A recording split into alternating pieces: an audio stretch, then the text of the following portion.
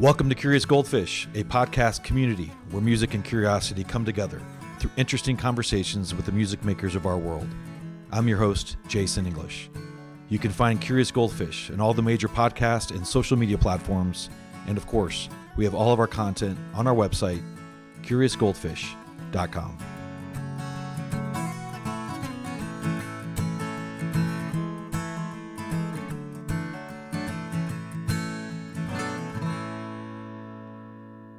Hey, Mike, it's really an honor to talk to you. I appreciate your time. Thanks for joining. Hey, Jason, thanks for having me. No, it's awesome. So we're here early June of 2025, and you got a lot going on. Probably that's not unusual for you. You've been in the music industry for 30 years, and you finally have a debut solo album. So congrats on that. That's awesome. Better late than never, right? That's what they say. But yeah, it is a little bit different kind of busy doing your own thing. Never really thought about doing it, but it just sort of happened in a way. So usually when you do it with your brother, or you do it with a bandmate, you're sort of sharing duties and you have stuff to sort of bounce off each other. So it's pretty funny to go, what do you think, Mike? Oh, that's fine, Mike. Do that. You know what I mean? I don't know. No, that's great. The album's called September Days. I think it was released a couple months ago. I've got some questions about some of the songs. We'll definitely get into that. But I think I saw somewhere where the songs were putting them together in the context of maybe this could be another project with your brother. The Delevantes obviously have a storied history in music in Nashville and Americana, but was that the context of it? And then I think you were telling somebody that it just felt like it was more personal, and so you decided to do your own album. I guess, can you walk me through that process and how you came to that conclusion? Sure. No, that's exactly right. I mean, we had not done a record for 15, 20 years. Both of my brother and I have a background. We both went to art school in New York and have degrees in that. But when we came to Nashville, we were full-time musicians, full-time songwriters, and we were doing all, that was our livelihood. But then we both sort of took a break from it. He kept going a little bit more than I did, but he did a couple records on his own. But we had sung on an album of a guy that co-produces our records. He's been sort of just a great friend and a great musical mentor and a producer for us over the years, Gary Talent from the E Street Band. And he was doing his first solo record. Actually, this turned out to be his second. He did 2 solo records, and he asked Bob and I to sing on it, and then, which we did, and then he decided he was going to tour a little bit. There's a story around that, but we ended up playing some shows with him, and one of them was up in New Jersey in Asbury Park at the Stone Pony, outdoor, 5,000 people, great, super fun. I kind of felt like got sucked back into it, and it was just so much fun to kind of get back into it. Around the same time, we'd done a record, and then at Blackbird Academy here, which we were almost done with, and then COVID hit. So we ended up working on it and sort of siloed in our different studios, finished that. But again, it was just sort of this slow culmination of just kind of getting back into it. And I started writing for the second record. The first record was mostly Bob's songs because he was a little bit more prepared than I was, which was fine. I just thought it would be super fun to do a record. We co-wrote a few things, but a lot of that was his material. This time I was like, I want to be ready for this because I really feel like we're going to do another record. And then schedules just didn't align. That happened, and also subject matter. I was starting to finish these songs more so than I had before, and all these different ideas and thoughts were coming to me. It just felt a lot more personal thematically. It also felt a little bit different musically. I mean, it wasn't so different that we couldn't have done it, but I thought that musically it was a little bit different than what Bob and I were generally doing. And so I, talked to him one day and I said, I'm just thinking about maybe I should just do this thing on my own. And he was super encouraging. He said, yeah, you should go for it. You should do it. And so that was the beginning of starting to finish more and sort of having that clear runway to to finish up these songs. And then I called a buddy of mine who's just an old friend from Nashville, Joe Pisapia, who is a bunch of bands. He's a producer. He's got his own studio. And I went and played him some of these ideas that I had, and he just jumped in and said, "Let's do a record." And so um, that is about, that's 6 months in about 3 minutes right there. So Well, I appreciate that. I good or appreciate that. bad. But it has been a really different process, and that musically it felt different. And I'm so glad I did it because it gave me a chance to sort of try something I just never had before, which is kind of what I think we all want to do. Have you and your brother planned on returning and doing more music? And, is that something that do you see at all? Well, we don't have anything specific. I think we both are a little bit we've come to a realization of how much we like to do this, and we do it because we like to do it. And we also have our hands in so many other creative endeavors that we sort of do it when we want. You know what I mean? It's not like we're not forced to do it. Thankfully, we don't have to do it on a certain schedule. For instance, Bob is the official photographer at the Country Music Hall of Fame. And that's just something he's done for a long time. And that's sort of like, I think when you talk about this stuff, you sort of realize it. You kind of come to terms with like why you do things and what, I think if I didn't have other creative outlets, I might have come back to this early. And I think if we didn't have other creative outlets, we might be on a different schedule. But it just feels like we're so lucky to be able to kind of jump in and do stuff when we want to. In general, I think we really love to play, and we look at each other's schedules, and we love to work on things. I mean, that was the most fun for me when I look back on the years that we did this full time. What I really appreciated and loved mostly was playing. This sounds like a cliche, but playing music with my friends. I mean, people that we played with back then, we're still playing with. The people that we worked with, we're still working with. Gary Talent played on this record, played bass on the record. My brother played a little bit on the record. Brian Owings played drums on the record, and that's who we played with 20 years ago.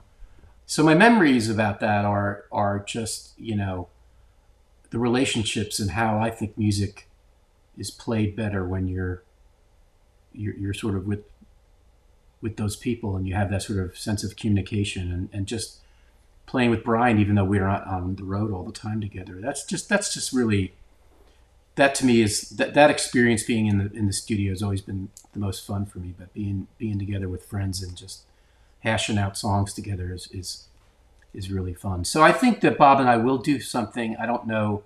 We don't have a clear plan, but I think we almost did not too long ago. And I do say COVID was part of that. I know it's been a while now, but things like that cycle through when you get everybody together and you're about to go into the studio, and then that doesn't happen. The second time was like around the end of COVID, and then I think I have got COVID, and then someone else got it, and it was like that changed everything, and then it put it off a couple of months, and then the next thing you know is like I'm writing for it again, and then I mean all this stuff takes so much time when you talk about everybody's schedules, and Gary's also been out on the road with Bruce, and so he played on most of this record, but there was a period of time where he was out, and we didn't want to stop, so we had someone come else, but I couldn't see myself doing this whole record without him. I mean, I just couldn't have seen it at this point, and we also played live record release party here in town, and he played that. I was so glad we got that in right before he left again for this last. They're out in Europe right now for this last Awesome part of the tour. So I guess when you're getting the band back together, even though it like wasn't an official band, but all your buddies, is it like riding a bike, or was there a little rust, that you had to kind of brush off? I have to say there was no rust. I thought there'd be rust, but the first we did 1,000 Turns, which we released during COVID. When we went into the studio, everybody was kind of like, it just felt like we just never stopped.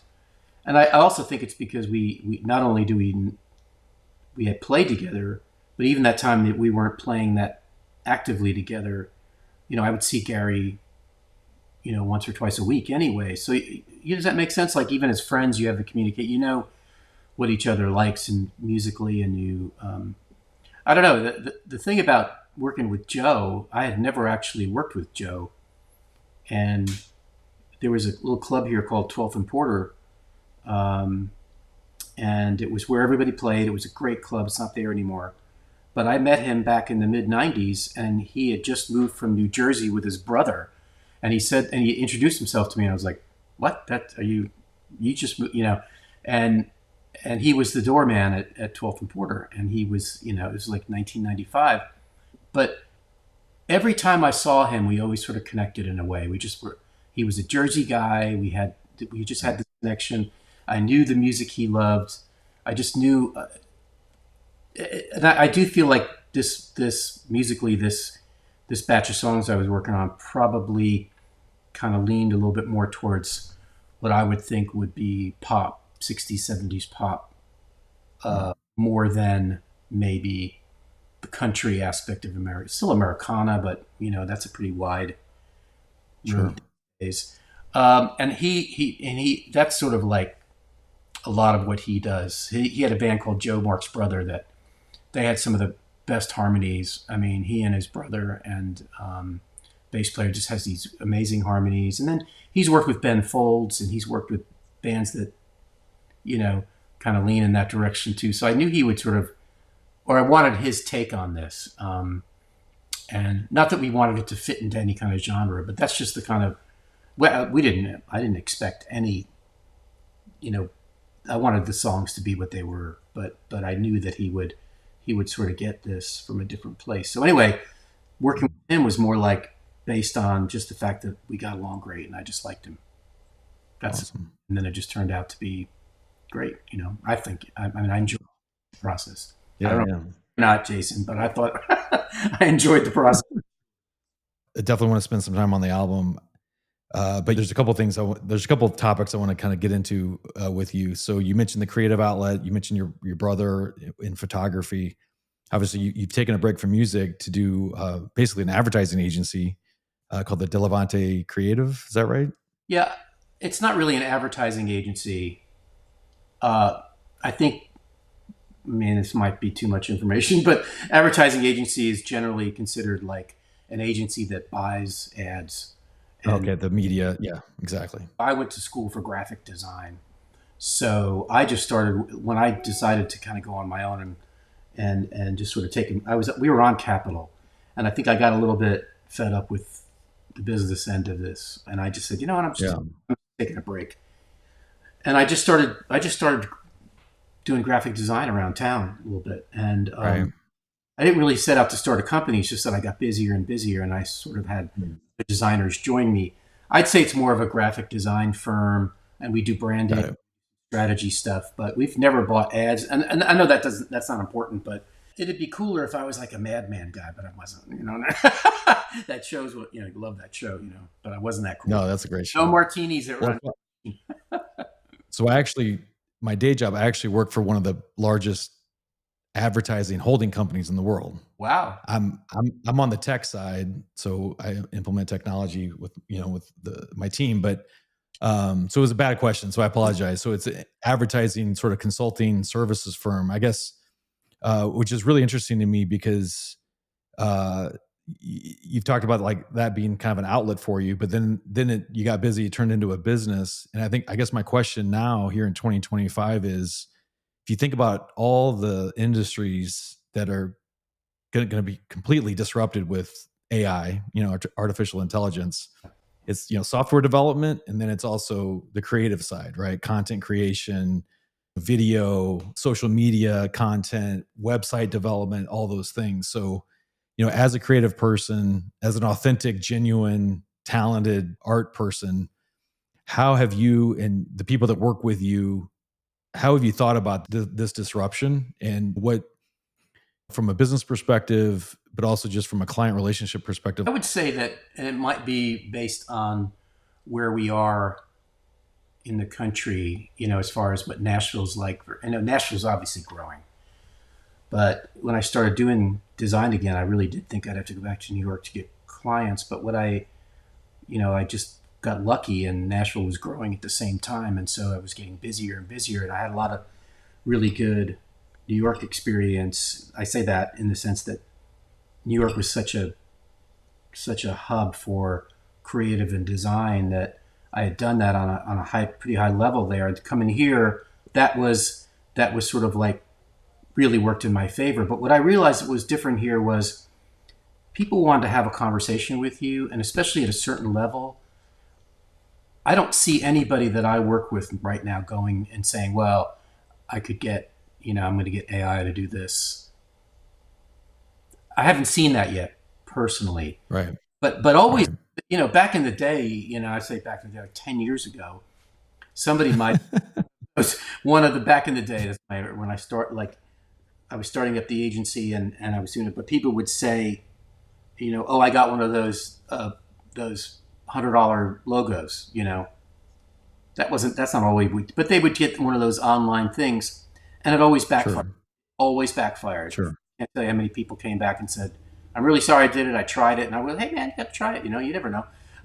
But because I think at this sort of level, um, I don't see that working yet, and I don't know if it's just because, and I know I'm wrong because it is working on certain levels, but the stuff that I've seen just looks crazy to me, and I think that's because people post the worst versions of this on Twitter and X or whatever, and it's just you see stuff and it's just crazy looking.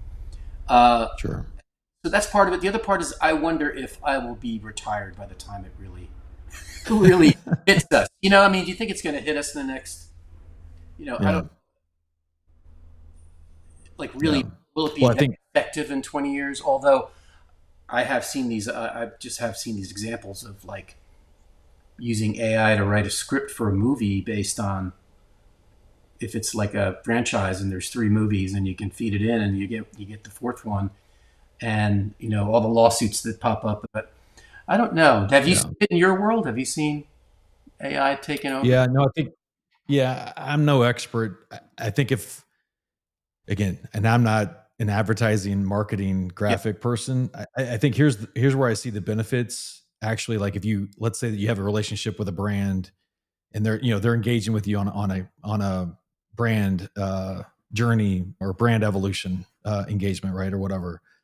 I actually think the AI stuff gets to you could with your client you can get to a test and learn scenario and yeah, like an iterate scenario very quickly, and it's yeah, not going to be perfect, but you can use the prompting, you can use all these things to say, okay, is this kind of the look you're going for, is this the look, and you can get to those decisions I think much faster. yeah. But then to your point, I think people are going to want the real stuff. They're going to want the real production. They're going to want the real thing. But the initial draft of the script, the scene creation, like all those things, those I think you can just get to that whatever phase zero, phase one faster, and then kind of do your thing from there. Which I Right. think based on how your commercial terms with the customer, for what it's worth, you could probably use that to your advantage, right? Instead of wasting time with a lot of back and forth. Anyway, we could talk about that. Yeah, we could talk about that forever, but that's just my But there are initial people that my are initial thought. really scared about that, and I think songwriters Yeah, seen that. yeah, I've heard an AI version of a John Prine song that was like good enough to be scary, but not. You know what I mean? yeah, Like, oh my god, that. yeah, But then you kind of dig in, and you go, yeah, that's weird. That's not right. But yeah. have to go, ooh, that's kind of weird.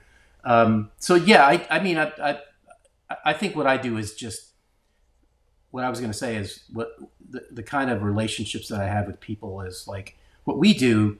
Branding is so subjective. I mean, there is the certain level Mm, really good, but beyond that, so many different directions to go. And I think what we do when we sit down and talk to clients is we're a bit of psychologists too, because it's therapy. So is it right? Is it not right? sure. You could have AI do something, but you don't know if it's.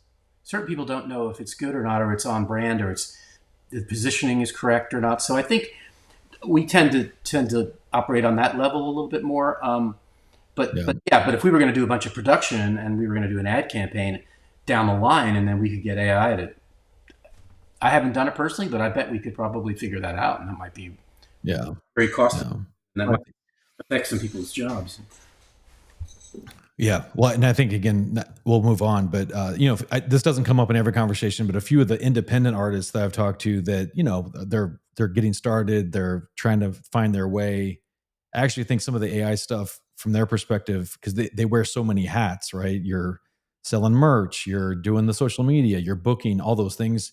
If you do it correctly, you can actually use some of this technology to actually enhance your productivity, so it's less of a administrative burden and you can focus on songwriting and the art. But some people are getting into that, some people aren't. I think the songwriting thing is really scary, the music video production, all that's really really scary. But Yeah, that's scary. um Although, yeah, yeah, it's interesting that you've got the music background to draw from on that, and then this run at your firm. I mean, it gives you a really really cool perspective, because I do think that industry, along with software development, I mean, it's ripe for huge disruption. I was just, I mean, I know we were going to move on, but just hearing that there's software that helps you write songs, that kind of, Yeah, I mean, that's not a new revelation, but I mean, when I first saw that, I thought, what is that? What is that for? I thought, like, why would you do that? Like, why would you? yeah, I mean, I don't know. That just feels really weird to me. Um, yeah, yeah. Well, cool. Well, thanks for sharing. That's really interesting. Back to the music, your solo album. Before we get into the actual material and the songs, I am interested in how you got connected with Truly Handmade, the label started by the Guy Clark Foundation. I had the honor in the fall to meet with Lindy Ortega, who's one of the inaugural artists. And then at 30A, we were talking about before we were recording, I had the chance to meet Jack Barksdale and his parents. And Brent just texted me today, and he said to tell you, hey, what's up? oh, cool. Jack is also on that label. So I guess, how did that come about, and then how much of an influence was Guy Clark, as you got into music, and yeah, I'd love to hear that. Sure. When I decided to kind of do my own thing here, I had a batch of songs, and I went to Joe Pisapia, and I played them for him, and just said, I don't know what I have here. I've never done this before myself. Just want to know. I mean, it's one of those things. You're so in your own world. I said to him, this could be great. This could be this could be absolutely shitty. I have no idea.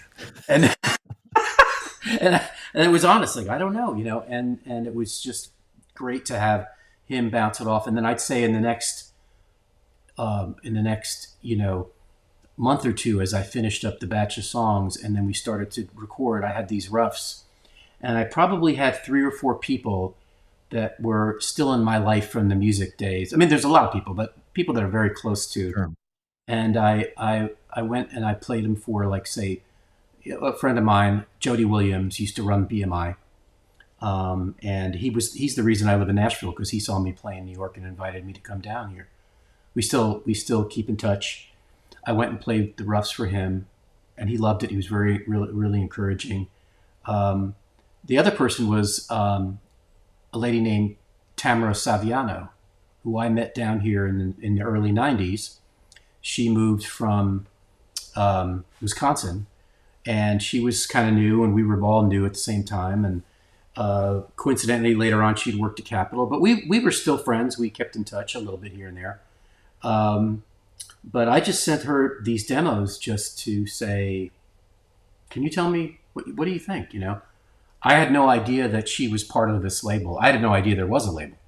I knew that Guy Clark. I knew obviously that she'd worked with Guy. She had managed Chris Christopherson. She's won Grammys. She's made a movie about Guy. She has written books, and she's very accomplished. I trust her uh, opinion, and she's just a sweet, sweet, great friend, old friend. And so I just sent them, and I didn't hear from her for 2 weeks, and I thought, well, man, sucks, right? But she called one day, and she said, I finally got a chance to put this in. I was driving between Austin and Nashville, and I had to pull a car over, and I was crying. It was really, it was just really sweet, very, very. And she just said, I have a label. Then mostly what we do is Guy Clark material, but we want to, she works with Rodney Crowell's part of it, and a few people, foundation, and she said we want to sign some new artists or people that, and it's all about who we think are, it's all about the song. It's the songwriters. It's a song place home for songwriters, and we would love to put this out. I was like, oh wow! I mean, I thought I didn't even know. A month ago, I was You didn't know that? yeah. Yeah, you didn't know that was an option, probably, right? No, I didn't even know. I mean, I wasn't trying to make a record, but which Yeah. is great. Which is when you look back on, I think that's the reason that sometimes these things come out the way they come out. It's because I wasn't trying to do anything. I wasn't trying it to be a certain genre. I wasn't trying to get it on the radio. I wasn't trying any of that. I think that can backfire most times. But it was really nice. And then she said, "Have you shopped this around? You should play it for this verse." And I was like, "No, I mean, you want to do it? You should do it, And so she said, "We're going to sign 4 artists, and you would be one of them. And the other one is Jack Barksdale, Jed Hughes, guitar player, and Lindy Ortega." And Mm. I got a chance to meet all of them at last year's Americana because they had a little opening party um, uh, over near, this. They have a little event space over there that they use sometimes. It's really really cool. Um, and I got a chance to meet all those guys, and it was really great. And I spent a couple days. I went to a couple shows here and there. I went to go see Lindy play. I saw Jack play. Met his parents. Sweetest kid, super talented. Lindy was great. Really fun to hang out with. Jed, I met at that. I didn't see him after that, but I met him at the party. He and his wife. He's really. But I've been following them all on Instagram now, and it's a great bunch of people. I thought it was really I was really honored to be part of that, and I'm really thankful to Tamara that she asked me to be part of the label. It's No, it's incredible. yeah. Yeah, I guess did you listen to a lot of Guy Clark? When you were younger, or No, honestly, no, and no, I didn't. yeah, It wasn't that kind of stuff. Didn't really make its way to New Jersey too much. We got lucky. A high school buddy who played bass in our first band, and our first band, by the way, was a bluegrass band. Hmm. We thought it was bluegrass, but it really wasn't bluegrass band. We had a banjo and a stand-up bass, but we wrote songs, but we also played, older songs at the time. We play old Searcher songs and Beatles songs and Shirelles songs, and we would go out to clubs and play 3 sets, but it was, it was 2 guitars, stand-up bass, banjo. We had a percussion spoon player. We had sometimes we had a mandolin player, but it just seemed to like go over really well. But we all like to sing. We had 4 people singing, so we would do 3, 4-part harmonies. But the bass player was super into. He was a huge John Prine fan. I didn't never, and he played us the John Prine stuff, and we just like, oh my god. He just opened our eyes into this sort of acoustic music that we just wouldn't have normally gotten. So, in high school, we're listening to John Prine. It really wasn't until I got here that, there was so much that when I got here, there was so much. And of course, I knew who Guy Clark was. I never got a chance to see him play. Mm. I met Rodney, people in that world. I went on the road with Steve Earle for three months in Europe. They were all part of that world, but I knew he was, and I appreciated everything I heard. I've certainly heard a lot of his music over the years, and since I've seen the movie, and it's like, oh yeah, it's so. Sure. You get to Nashville, there's so much, and you go, wow. You get overwhelmed about how much music is here. I mean, I really did think New York was sort of the capital of everybody's great New York. You come down to Nashville, you go, oh, no. It's a little bit, it's a little scary too, you go, man. But at the same time, the community here is it's just so inviting and nurturing, and I just really, really loved it. It really is the reason that I still live here. It's because we've made so many years. But it's a long answer to say that I'd wished, No, that's great. Yeah. but obviously his legacy is just amazing, and I'm right now I find myself sort of getting into his music now too. When the label idea from Tamara, and it's just, I think that's a beautiful legacy, because that could last forever. And think about all the eyes and ears of people that may never have heard of Guy Clark or his music, but the heritage that they're sort of they're trying to foster with you, Lindy, Jack, Jed, others. Hopefully, at some point, that's a really good legacy. And I So, think the movie she made is a great movie, and I think that's opened up a lot of people hmm, to him too, because there was an underground element to a lot of that. You know, that sure, probably that as far as country music when we were growing up, it was Hank Williams, you know, Elvis, which we felt was a lot of country, and what obviously was much more than that, but he was singing country songs, but Hank Williams was really kind of all, and then in high school it became like, Waylon and Willie became huge, and sure. Charlie Daniels and all that kind of stuff. Grateful Dead was huge. They were sort of, we learned a ton of Grateful Dead songs in the bluegrass band because of the Old and the Way records. Um, uh, so that audience seemed to come out and see us play a lot back in the day, back when we were. Yeah, that's awesome. No, that's awesome. All right, so September Days is the new album, your first one. So that's really exciting. I guess I do have a couple of questions, but about some songs. But I guess the themes from listening to it and reading about it, it's resilience, navigating complex relationships, the passage of time, all those things. I guess was that intentional, or did kind of the songs just kind of like come to fruition and bit by bit they sort of like created this narrative?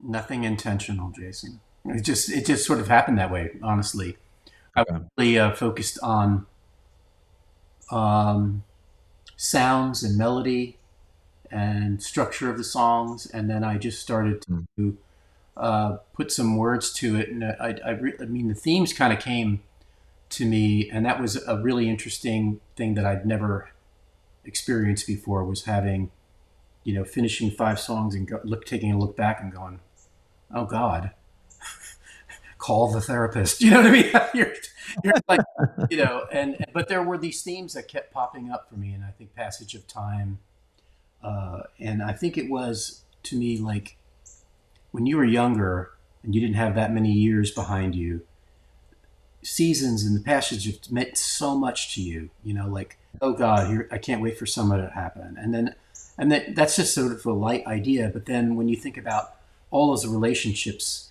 and all the things that were going to happen, waiting for school to happen again, or waiting for you know Christmas time, and all those things, they just I think those passages of time meant so much to you when you were in middle school and high school, and I think I just never wrote that down anywhere, and so mm, they just kind of kept popping up for me. And there's something magical about those times for me, even the bad stuff, mm. Uh, so that after a handful of songs that I look back and go, it was like, oh boy, it's it's all connecting in a way. And so that's one of the realizations that I thought, like, I can't make Bob sing this stuff. He's gonna go, what are you talking about? You know. But I would say that in general, our history is Bob always wrote more than I did. I was always wanted to be the guitar Mm, player, but we co-wrote a lot. I would say more so he would always do lyrics and I would have ideas for music. This is the first mm, time I might have had a title, I might have had a chorus, I might have had, but it was, part of this was like me saying, don't use that as a crutch, finish it. And it doesn't matter mm. good or bad, just finish it. And I think that's what I had Yeah. to teach myself it just doesn't matter. If it's bad, do another one. And so I just kept writing and kept writing and kept writing until I felt like I had something. And I probably went 3, 4, 5 months without playing it for anybody, nobody, not Mm. a single person. I was working here and doing some ideas and item down. So it wasn't until my wife made me play or something. I mean, she made me. She was like, "You've been out here for 3 months and I haven't heard." So she was like, "This is great. You should, you know." But again, it's like when you're so in your own head and you do not know if it's good or bad. Yeah. And I don't know if there are people that are writers too that do any kind of I mean, book writing. How do you know? You write a chapter to a book, and do you know? It's really got to be hard. I remember asking Bob one day, "Do you ever like work on something for a while and go, this could be great or this could absolutely suck?" He goes, "Every time." You don't know. You really, really don't know because you know, not that you have to live for people's approvals or whatever, but it is in a vacuum. It's pretty hard, I think. Yeah, it's hard. And I think It's you hard get not to better at, consider that. especially the Yeah. first time you do it. So I used to be a journalist, and when I had small kids, I wrote some children's books, or at least I thought I was writing children's books, and I put it away. And of course, I found the notebook 2 years ago where some of that was, and yeah, I read it. I'm like, well, this isn't that bad. And then my girlfriend now, I'm divorced, but I'm dating somebody awesome here in Atlanta, and I read it to her, and she's like, forget the podcast. Like this podcast thing you think is cool, you should get that published. And so actually after 22 years, I just got it published. I self-published it, and it's kind of silly. It's a little children's no, book, but I think part of the reason I didn't really forget about it, but I didn't really want to find it either because I just was insecure about it and like, this is just something I came up with because I had young kids at the time. But I can relate to that for sure. no, and the way you look at something and the way that you value it you value it differently at different times in your life. You know, Mm, look at some of those notes about like what a song was going to be about at a time where I was busy. I had something stressed about something, and I might look at it and go, "I don't. That's nothing." And then you look at it yeah. and you go, "That might be something." So I'm glad you're doing that. It just doesn't it feel like a little magical in a way. You go, "How did I?" I kind of sometimes you think like, "How did I do that? How did where?" I don't mean magical. Yeah. Great. I mean magical like Yeah. don't know where that came from. I've never said that. I've never had those words. I never had that thought before. But it just comes up, and then it all comes together, and it works like something. And you just go, I really don't know how that happened. Um, Yeah. That's awesome. fun. Well, I think a couple of examples of that are from the album. So I want to ask you about two of the songs. So um, I think, yeah, I want to lead with this one because this is actually kind of incredible. So there's a song called "I Wrote to You." Um, I think it's based on a beautiful, absolutely beautiful story about your parents and their love and relationship and romance. I guess, can you give us the background about that? And I guess what lessons did you apply from their relationship to your marriage? And because I've got my parents are still alive, thankfully they're in their 80s That's great. and they've been married 60 years. So when I read the lyrics to it, heard it, and then I saw something where you kind of given the background on it. I'm like, this is incredible. So yeah, can you tell us about the song "I Wrote to You"? Sure.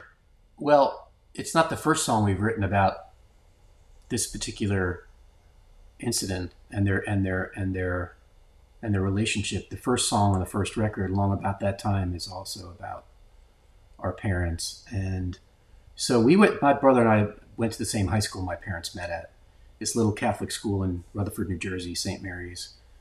And they met, I think she was a sophomore and he was a junior. And I believe they went to the prom together, and then they dated during high school. And then they broke up. And then he went in the Army, as most people did back then. Um, and, you know, Rutherford, New Jersey is a Catholic. It's either Irish Catholic or Italian Catholic or a little bit mixed. And most of my family's Irish Catholic, and I mean, very Catholic, Jason. And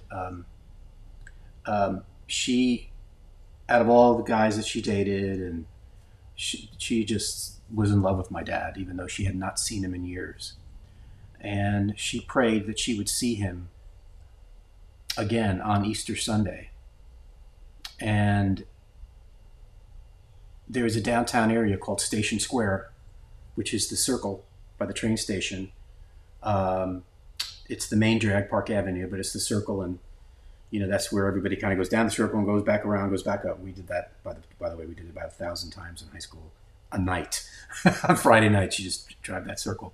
But there was a bunch of shops and stores, and sure enough, on Easter Day, my aunt Joan saw my dad, and she invited him to come by the house, stop by.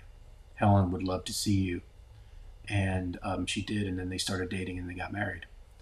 Um, I mean, that's it's an incredible. incredible story, and that's I mean, it's incredible. it, and that sticks with you. That sort of really sticks with you. And I think you know not everything was perfect about their marriage.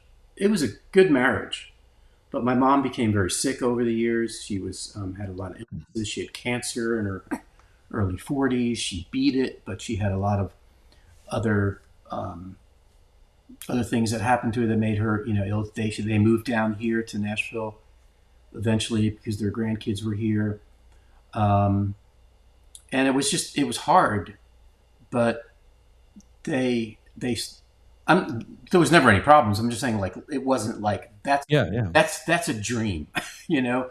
Mm, But they stuck right. it out. They stuck it out, and they were married their whole lives, and they died 2 months apart. My Mm, my dad was taking care of my mom, who had gotten very sick, but he passed away first, and and then like just a month and a half later, she was just like, "I'm done." And wow. um, but that was, I guess they were married close to 60 years. Uh, Yeah. so yeah, I really brought this whole thing down. I'm so sorry, but No, no, like, it's but actually very it's very inspiring to me. what I was Yeah, I guess saying is what like, yeah, that how did I've never ever thought of a marriage that didn't I didn't ever that's you just stuck it out. I mean, there are right, bad times. I'm not saying you have to stick it out. There are situations right, right. you should not stick it out.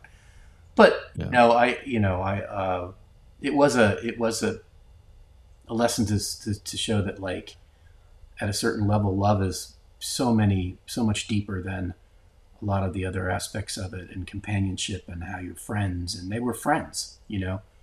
that went through everything together, and I don't think they ever considered that they wouldn't be together. How long have you been with your wife? We just celebrated our 28th year. Okay. That's a really Okay. good run. Okay. That's really We good. have two boys. One is 19, just graduated high school, and the other is 22. He just graduated college. So we've had two graduations in the last like 3 or 4 weeks. So it's been pretty crazy. Yeah. That's awesome. Well, congrats on that. Yeah. I guess what other than sticking it out and having that leaving or whatever not really being an option, I guess what other lessons did you learn from your parents that you've applied to your marriage? Um, I think that the fact that I think the friendship aspect is, I'd say Mm, Julie and I had a lot in common when we met each other, and we, I got married a little bit later in life. I wouldn't, I was in my 30s when I got married, as opposed to, so I right. sort of brought some lessons to that. Um, but I would say the friendship aspect and doing things together, I think that probably was, um, back when we met, we were really thick in the music business, and so there was uh, other women you might date, or it's obviously it's such a kooky business for that aspect. But I think when I met her, it was just something different about it. It was more, she had like a really good sense of humor, and we just got along really, really well. And I saw that my folks, no matter what, always could talk to each other and get along and joke around and travel together, and more so than sort of the more, you know trends. Does that make sense? I mean, they just were Sure. friends, and I think and she is um, just so much more down to earth than other people that I've ever met. And I'd say the biggest thing was her sense of humor.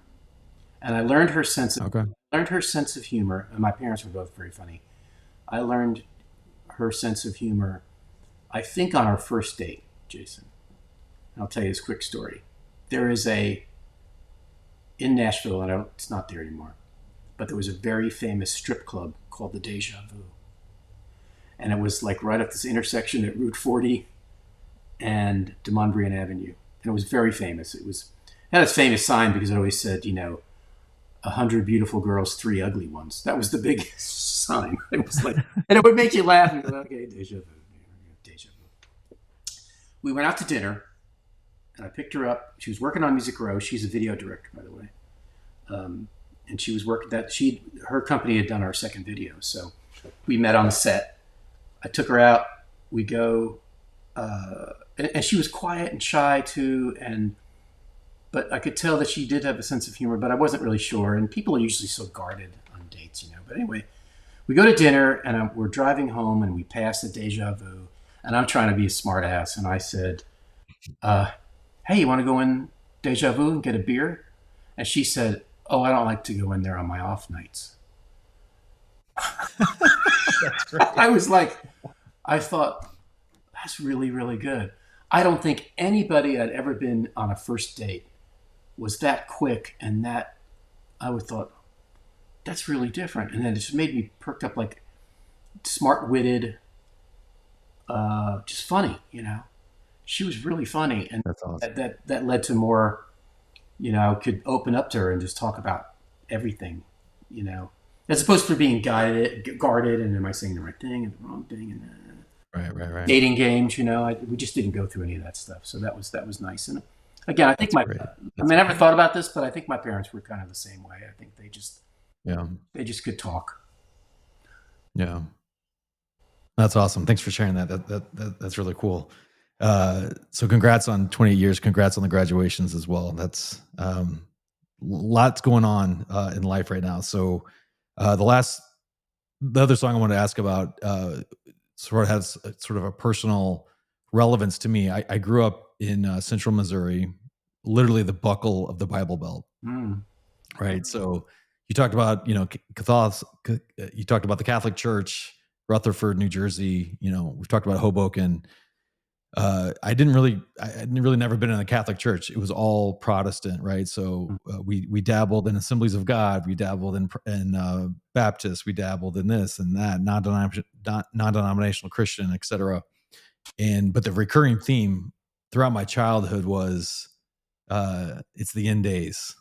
It's the Jesus is coming back, and we're in the end times. And I just remember that 40 years ago, 45 years ago, even and even listened to a lot of Christian music growing up. And there was a song, I forgot the original artist, but there's a really popular rap group in Christian music called DC Talk, and they redid a song called "I Wish We'd All Been Ready," Mm. which basically talks about the moment that Jesus comes back and everybody vanishes, and you're kind of left there, going, okay, what just happened? Like, Sure. why didn't they take me? So anyway, all that said, on September days, you've got a song called "The Rain Never Came," which I thought was a really brilliant depiction of the fact that everybody's forecasting the rain.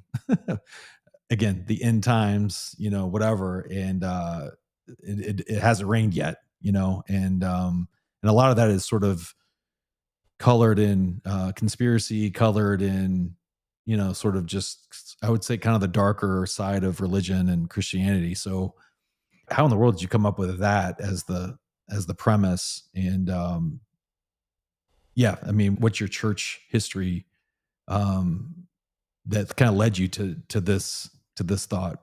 I wouldn't say that it was my church history as much as I got fed up with reading on Twitter everybody's predictions, and because behind that prediction was a motive, and it was usually a political. Hmm. Like, I grew up Catholic. We go. I don't go to church now, but I did. We went to a Presbyterian church with the kids here, and my kids went to a Christian high school. My son went to a Christian college, and so I've read the Bible. It's in there. We can debate on whether we think it's true or not, or but it's more. It was really the motivation behind why someone would use that, why someone would and try to scare people into doing something that they wanted them to do based on that. And so, because how many times have we heard this date and it just comes and goes? It's not even. Sometimes it's not even religious. It's the Mayan calendar. It's 2000. Yeah. It's Y2K. It's just all of this is Yeah. how the media blows it all up, and we kind of go crazy. But I would say that I had that song going melodically. It was melodically, and I had some of the imagery around it, and I started to think about some of my favorite songs that had this sort of you know just this classic imagery of what rain and weather, again back to the seasons, and how that is sort of connected to um, just connected to the outcomes in life, and or big things happening in the world like war and uh, politics. So who'll stop the rain is like, to me, it's a new song. Um, but there were a lot of those kinds of songs, and I think what happened was I started to that the idea of the opposite jumped into my head. Was like, I'm not trying to say that bad things aren't going to happen, or Right. people use these metaphors to say that and things going on with war, and that or people feel about a certain politics and president. But when people start using it in their politics to get you to feel something and make that Mm. started to piss me off. And so I just thought, well, I'm going to turn this around a little bit and just say, all this stuff happens. And yeah, I'm not denying that stuff's going to happen. But look, so far, the rain hasn't come. Yeah. So far, we're okay. I don't know. Does that make sense? I mean, Yeah, yeah. No, I I appreciate that. the Yeah. way that people, yeah, the way that people, it is connected to religion, and I think I've learned more being in the Bible Belt about um, end times and uh, Right. doomsayers. There wasn't that much in Catholic is steeped in tradition, and you know that sort of clouds everything. We didn't even read the Bible when we were in high school, college, Catholic high school. Right. You always had these interpretive books that told you what the Bible said. It wasn't until you kind of it was moving here, and you're just so immersed in Nashville's a little bit more not a still a city, but we're in the Bible Belt here too. I mean, you just go one exit out 40 and you're in the middle of you know. So Yeah. it was a awakening coming here, but um, Church of Christ is another one. The Baptist is that. Sure. Do you know anything about that? Did you ever go to a Church of Christ? Well, I'm familiar. Yeah, yeah. It was primarily just Christian church, but it was Christian Church, Church of Christ, but it was mostly just non-denominational Christian, so kind of Allow white bread Christian. But yeah, allow instruments. yeah, yeah, yeah. That's for sure. Yeah, they're very very strict. Yeah. Yeah. Well, I think what's interesting too is the Delevantes obviously were trailblazers when the Americana genre sort of came to be, and I know that it's a wide spectrum of like musical flavors and tastes, but I think the core part of that is I think a lot of people are from the Midwest, are from the Mm. South, and they a lot of people I've talked to, and it's not pro church, anti church, or whatever, but they all have it's all very interwoven into their childhood and into their songs and how they view the world, right? And so Well, I would imagine as like Catholic kid from New Jersey coming into Nashville, you're like, oh my gosh, this is like it's everywhere. it's part of what I think. If I could put topics into categories, that Joe and I talked about Joe Pisapia during the making of this record. Him also Irish, Italian Catholic. Um, we probably spoke about Catholic church, high school, growing up Catholic. I'm going to say 30% of the time. The other 30% was food, because his owned an Italian catering deli in New Jersey, and so we talk about making food, and everybody around here talks about, if you're like from the Northeast, you miss pizza, you miss Italian food. I mean, it's some better places now, but Yeah. that's what you sort of reminisce about, you food. And but yeah, the Catholic thing really, really is ingrained with you. I mean, it's the same thing as Yeah. my Jewish friends. I mean, they're just Sure. it's just part of it's Yeah. more of a more of your sort of lifestyle heritage. It's so there's something so specific about the tradition. Yeah. You know, can't let No, totally. it go. Well, cool. Well, so I appreciate your time. Congrats on the album. I think it's cool that you did this and you got the support from your brother, and hopefully you all will make music again, like you alluded to. Um, and you've had this incredible career in music, and then the creative side of the advertising marketing services that we talked about. But after when you think about your marriage, when you think about your family, when you think about time with your brother, all the things that you've done, all the people you've played with, this podcast is inspired by a number of things. Really, the idea of curiosity is really important. So I just want to ask you, like, at this point in your life, in your career, whether it's life or music or whatever, like, what are you most curious about? Um,